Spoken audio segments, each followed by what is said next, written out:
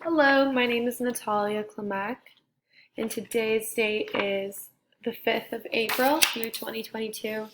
And for Unit 4 Case Connections assignment, I have chose Case 3 and Case 4.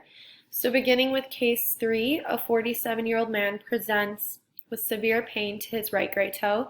He's unable to bear weight on his right foot, and there was no apparent trauma. He reports the pain started last night and continued to increase in severity. Based on his physical exam and laboratory findings, he is diagnosed with gout. Gout can be caused by several different mechanisms, and blood samples are drawn and a urinalysis is performed.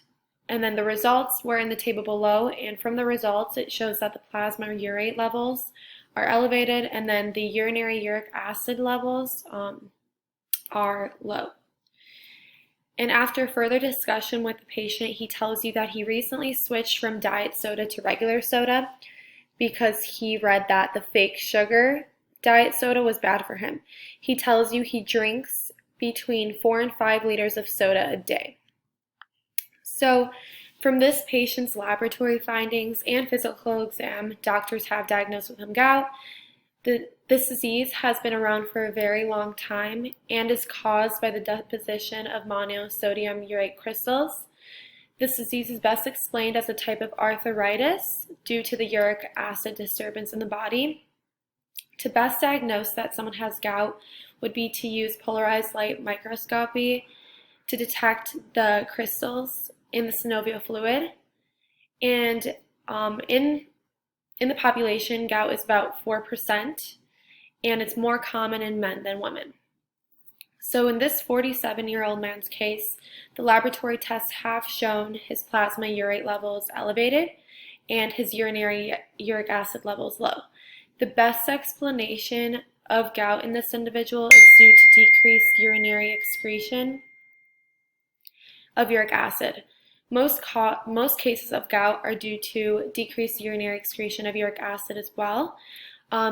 ABCG2 is a gene that belongs to ATP binding genes that help transport molecules across membranes along with making proteins. In the intestines, this gene helps secrete urate into urine.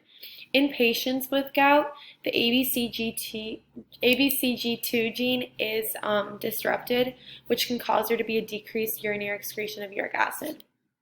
So in the slide, here's a picture of gout. You can see that in the foot, in the big toe, there's an accumulation of the uric acid crystals, which causes inflammation and then swelling and pain to the person's toe. The other two explanations that would not be consistent with the data or a best representation in the patient's case, because both would require blood uric acid levels to be raised, which is in his case, and then also the 24-hour urinary excretion to be raised as well.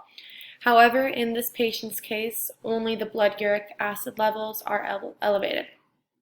Also, the overproduction of purines can develop into several different disorders that can cause more severe symptoms like deafness, seizures, neurological disorders, and several more. In addition, the decreased salvage and overproduction of purines will present in newborns. With both of these explanations, there would have to be more clinical examinations like genetic history, previous disease history, and the analysis of intake in diets that are rich in purines. Also, when an infant is experiencing any neurological symptoms or convulsions, a urinalysis is usually performed along with cerebrospinal fluid collection.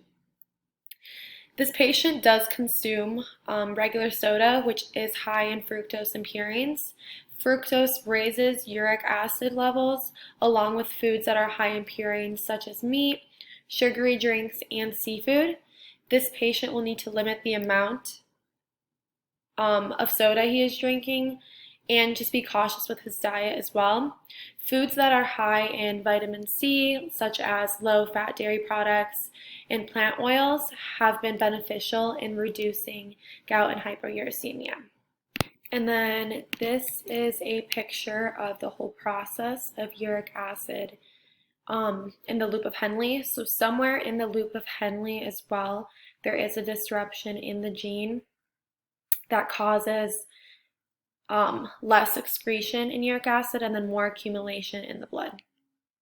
All right, so for case 4, a 58-year-old woman presents to the emergency department with progressive fatigue and weakness for the past 6 months.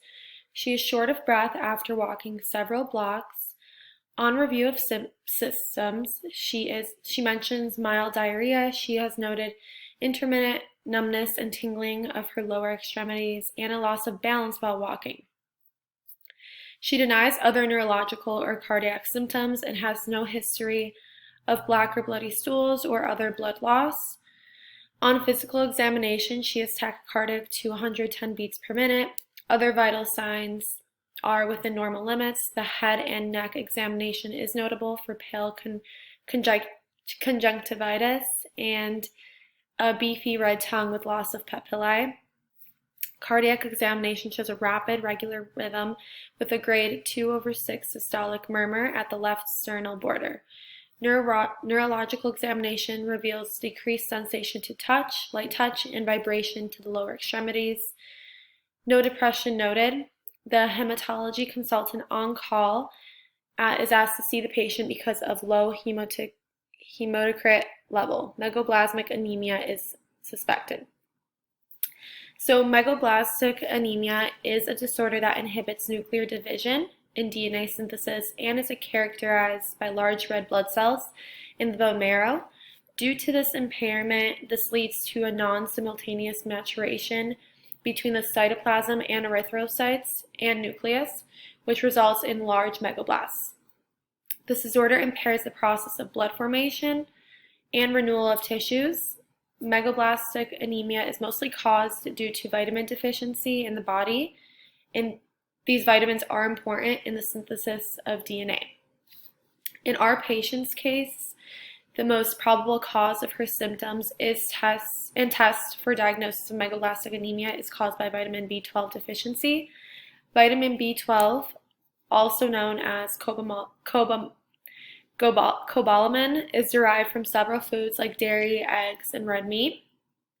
Once vitamin B12 is absorbed in the body, it is used as a cofactor for synthesis of DNA, myelin, and fatty acids. In excess, this vitamin is stored in the liver. When there is a deficiency, homocysteine cannot be converted into methionine, which is important for DNA synthesis, resulting in the accumulation of homocysteine levels and pyrimidine bases not being able to form. And this all results in DNA synthesis being altered.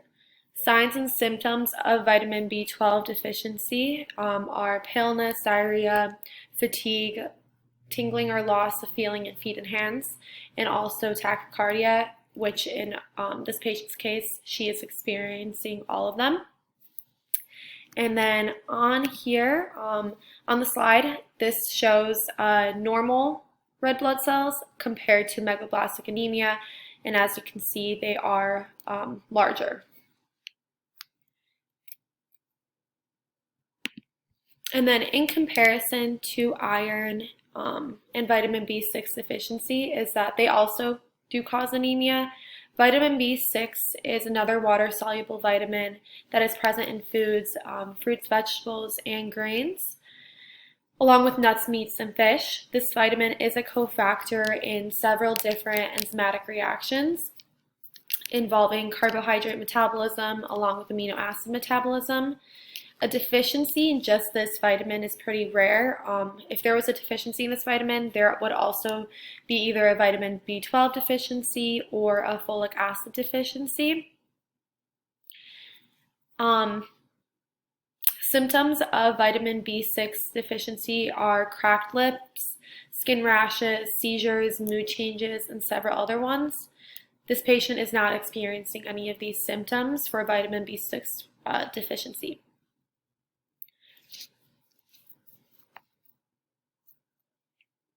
Iron deficiency, however, is it's very similar to B12 deficiency, especially with the symptoms, but iron deficiency only causes a reduction to red blood cells, while B12 deficiency also causes the red blood cells to be very large. Iron deficiency is mostly caused by either genetics or great blood loss. So to diagnose vitamin B12 deficiencies, beneficial tests would include complete blood count, B12 serum screening, and methylmalonic acid test.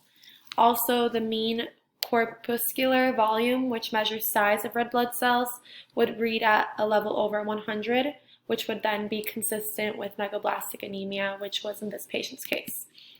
And then along with the slide, this picture just shows basically the disruption of vitamin B12 deficiency and what happens to DNA synthesis, along with the red blood cells being enlarged. Thank you.